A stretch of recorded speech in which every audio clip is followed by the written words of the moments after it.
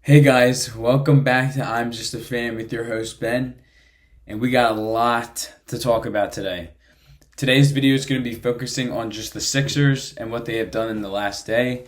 As a Sixers fan, this is something I've wanted to talk about since making the channel. I've been wanting to see what they did in this free agency, and they did a lot just in one day. And I'm here to just recap all this stuff. It's going to be brief. It's not going to be too long like my other videos. I plan on making another video in the next couple of days recapping most of the NBA free agency. There hasn't been a ton of big stuff, but there's still been enough for me to talk about, and I feel like some moves that have impacted some teams. So I'll be talking about that as we get there. But the first thing we need to talk about is the Sixers signing Paul George last night, I think at 3:30 in the morning or something like that. It was really late. Of course, I was asleep. I was not up for that, so I was not aware of the news until I woke up this morning. But at the same time, all day yesterday, they were teasing that this was going to happen. Originally, Paul George stops talking to the Clippers for a little bit. Like, he had a meeting with them. That didn't go well. And then I'm not even sure if he even talked to Orlando. I think he at least listened to them and had some conversations, but it didn't really sound like he was ever that interested. And once I saw that Orlando had started to make occasional moves, they got KCP, which sucked because originally we were seeing that KCP potentially could have been a Sixer as well with Paul George. But that's not the case. I would have loved to have KCP, but regardless, we move. He's not a Sixer. This is Paul George. We're focusing on Paul George. Now, you can look back at my video I made a couple weeks ago. Paul George was my second choice going into the offseason for what I wanted the Sixers to do for their big move. I wanted LeBron James, but let's be realistic. I didn't think LeBron was even potentially going to be on the market. We had to see if he was going to be opting out of his deal or not. And we all know once they got Bronny James, it was pretty much a wrap. Like, LeBron was staying in LA. So that really wasn't going to be realistic, and there hasn't been enough talks about Jimmy Butler leaving the Heat recently. So I kind of just penciled it in that the Sixers were going to get George, and they did. And I don't really hate the move as much. I've talked about it. I'm conflicted on the move. There's positives and there's negatives. Let's start with the negatives. The negatives is that this guy's 34. He has, at times, depending on how he is, not really performed in the playoffs, but I wouldn't say it's fully on him. But there are definitely some times where he's had some bad stretches in the playoffs, like in the bubble, a couple games even this year. I feel like he wasn't great. The other negative is, again, he's 34. He's dealt with some injuries throughout his career, and obviously he's not getting younger.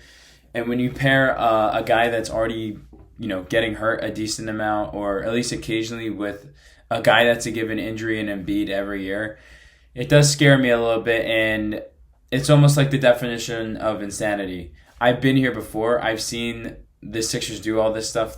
I'm cautiously optimistic. I am very excited, but let's be real. This could blow up in our face and just not work. And I almost kind of expect it to not work, but it's the hope that's going to kill me. And yeah, I don't know. The Sixers just needed to go for it. They needed to go for it. Embiid's last couple years are here, in my opinion. I still think he's going to be a good player. But at the same time, I don't know how long he's going to realistically be elite for, especially with the injuries and everything. I just don't know. So we had to maximize this as much as, again, there is some big risk. If we hadn't gotten Paul George, really, what was the play? Because if the Sixers ran it back with this roster, with some retooled free agents and no, marquee signing, and just had, the retooling of the free agents, but with Embiid and Maxey, it would be really hard for me to get excited about, the future, especially with the Knicks making moves, Boston winning the championship. Mostly that, I would say those are the front runners, at least in the East. But yeah, I like the move. I love the contract, 4 years for $212 million, and there's a player option in that fourth year. So really, this is potentially a 3-year deal for the Sixers. And I can't really get mad about it. I think Paul George is going to be, again, on paper. We have to see how it goes. We have to see how Nick Nurse puts him in the system. But on paper, this guy should be a really good 3 for the Sixers. He doesn't need to be, your number one scorer. I just need you to play defense on the wing. Can you hit shots?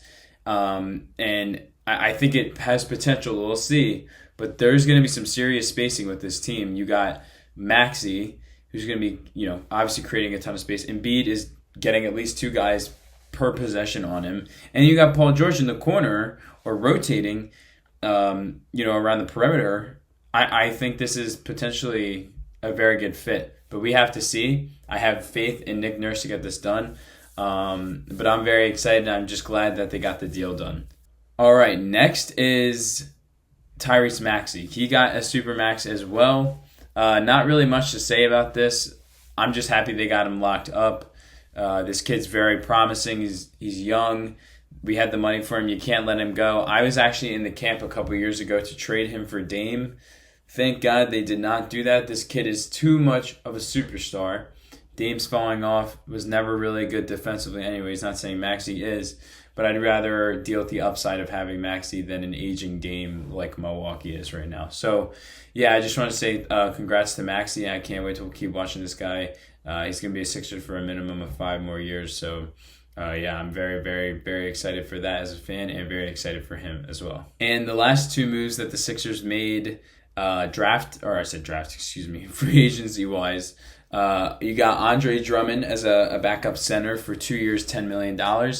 Really don't mind the deal at all. He was a good fit here a couple years ago, and it's kind of always been teased if he would ever come back to Philly, and I feel like it was just a good move. I'm not saying this guy is an elite player anymore, but he knows that he is a role player at this point of his career, and obviously I think he has a great relationship with the city and with Embiid specifically. Also, strictly from a basketball perspective, we saw last year how much lacking a big really killed this team, specifically when Embiid went to the bench. You really couldn't have Embiid on the bench for more than 4 to 5 minutes because Paul Reed's going to get his shit kicked in down low when any center takes him on. I love Paul Reed, out the mud, B-ball Paul, but at the same time, this guy's not big enough to be a big, or at least a backup big. So I think this gives some size to the Sixers and just kind of helps them out a little bit in rebounding specifically as well. If you watch that Knicks series, we just got killed in the glass, and addressing that was a huge role for the Sixers that I think is really going to help them going forward these next 2 seasons. And the other move that they made was they got Eric Gordon on a 1-year deal. Typical Daryl Morey move. This guy's been with Morey for a lot, specifically in Houston. I think this is a good move, though, surrounding Embiid and the rest of the team with shooters, or with a shooter. He's going to be able to space the floor, can still score around 10 to 11 points on a decent day. I think that's enough, and I don't mind the deal. And I kind of want to do what the Celtics are doing. Let's keep spacing out the team. Let's get some guys that can shoot threes, that are a little longer, and just really give Embiid that space and the rest of the team that space. Because that's what I was talking about when Paul George was, when I was just recapping that. You got Maxey spacing the floor, Embiid spacing the floor, Paul George spacing the floor, Eric Gordon spacing the floor. Like, you got some guys that can do that type of stuff. So I think this is, again, another good fit. And last free agency move that they did make was bringing back Kelly Oubre for a 2-year deal. I think it was only $16 million.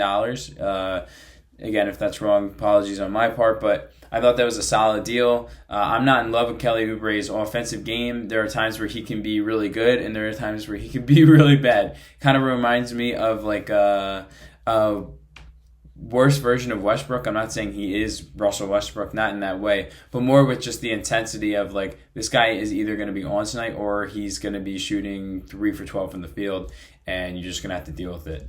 But I think he's a great energy guy, great locker room guy. The city liked him as well. So I thought that was good because the Sixers need to continue to keep bringing back depth because we got to keep filling out this roster. And just recapping the draft, I'm not going to act like I was a draft expert this year. This was probably the draft that I was the most uninformed on. I'm not even going to pretend like I did. I didn't even look at mocks this year, the draft. It kind of just snuck up on me. And I was like, oh my God, it's the draft. But we all knew the stories going in that none of these guys on paper are an elite prospect. But I like what the Sixers did. They got McCain out of Duke at 16. I knew the kid was good, but when I saw on Twitter that I think he shot like 47, 48% from three at Duke. Yes, it was 1 year sample size, but again, that's what I like. I like shooters that can, again, space the floor. It's the NBA. We just saw how Boston won a championship. They were the best three-point shooting team in a long time. You're going to need guys that are going to be able to shoot. So I like that he can create his own shot. I hope he can develop the rest of his game as well. And I think personality-wise, I think he's really going to gel with this team. He seems to have very good energy. And he kind of seems very similar to Maxi's personality. So I'm excited to see him on the team. And I really like that pick in the first round. And all right, the last thing that the Sixers did that I wanted to touch on was their second-round pick. Just want to make sure I'm saying this right. Adam Bona out of UCLA. They haven't listed as a center, but my friend told me that he also can play a little bit of power forward. So if we want to put him at the 4 as our backup 4, I wouldn't mind that, specifically now that we have Drummond coming off the bench as well. But I like what I'm at least seeing from this kid. I don't know a ton about him. I know he was excited to play with Embiid because his brother likes Embiid, so that's cool. I also think just from a developmental standpoint, having Embiid and Drummond mentor this kid, I think it's a good look. I think this is someone that has potential to, if the Sixers can develop him, which is a big ask for this organization, but I think he has potential to develop just by looking at the guys on this roster now. And then just some things that I wanted to highlight. As a sophomore, he won Pac-12's Defensive Player of the Year. He did deal with some foul trouble, though. This is actually horrendous. I'm seeing this for the first time. At least 4 fouls in 19 of 33. At least 4 fouls in 19 out of 33 appearances. That's something that we're going to need to bring down. But I'm going to have faith in this coaching staff to do that. But he had at least almost 2 blocks per game and 1.1 steals per contest. This guy, obviously, again, that's what I was going to say. He's kind of more known for that type of stuff. So I think he's a solid, again, bench piece. Hopefully he can develop for this team. But I didn't mind the pick when I saw it, just because I like that Daryl is actually addressing positions of need for the draft. I know, again, we're trying to go all in for a championship, but you never know when one of these guys can step up and kind of take you to that next hump, even though you weren't expecting it out of a young kid. So last, just kind of wanted to say where I want to go from here in free agency. I would like to see the Sixers maybe get another wing just for depth, and then also really, really, in my opinion, need a point guard off the bench. You have some decent options you have some scorers and some guards, but I would like to have another facilitator. If you're a Sixers fan or you just watch the Sixers more than the average person, you know that when this team goes to the bench, the offense is usually dog shit. It's just the truth. They kind of just wait for Embiid or Maxey to get in, or the coaches the last couple of years, doesn't even have to be just Nurse or Doc Rivers, even Brett Brown. What they usually do is they'll have Embiid or Maxey come in and still kind of be with the bench unit, because they need that one guy that can just score. And if we could just have a guy that can score consistently while also facilitating the ball to the playmakers on the bench, I would really like that, and I'd like to see Daryl go after that. So we'll have to see. We'll have to monitor the NBA landscape over the next couple of days, but it's been one hell of a free agency day for the Sixers. And yeah, I just wanted to talk about it. I want to get this out. It's not going to be a very long video or anything like that, but so I will be seeing you guys soon to recap the NBA. Also might be talking a little bit of Bronny to the Lakers, just because I have some thoughts on that. And then I don't know if I'll get this out in time, just because I didn't really get a detailed watch of it, but maybe I'll talk a little bit of Euros, because yesterday was pretty interesting with Spain's dominant victory and England's somehow came back. I don't know how they did that, but regardless, we'll talk about that another time. I appreciate you guys watching if you watched this far, and I appreciate you watching if you even watched in general. If you like this type of content, like it up. I'm going to be here. I'm going to be here to continue to talk about sports. This is what I love to do. And if you enjoy my takes, I really, really, really appreciate it. So I will see you guys soon. I'm sure we will talk soon at some point, just not sure when. But yeah, I appreciate you guys watching this video, and you guys have a great rest of your day. Love you guys.